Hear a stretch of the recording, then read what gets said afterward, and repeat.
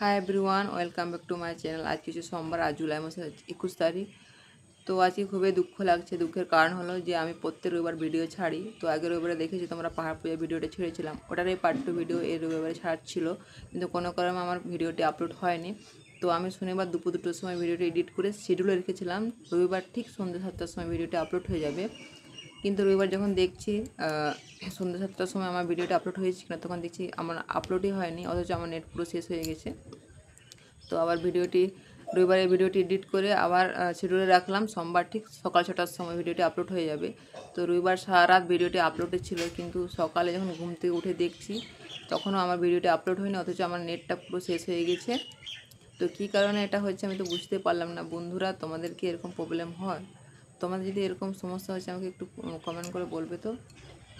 তো ওই ভিডিওটা আবার ওই ভিডিওটা 11 মিনিটের ছিল, তো ওই ভিডিওটা আবার কেটে কেটে বাদ দিয়ে ছোটো করছি। তো ওই ভিডিওটা আবার আপলোড করব। তো তোমরা প্লিজ ওই ভিডিওটা দেখে নিও। তো এটা জানানোর ছিল। তো সবাই ভালো থাকবে, সুস্থ থাকবে। টাটা।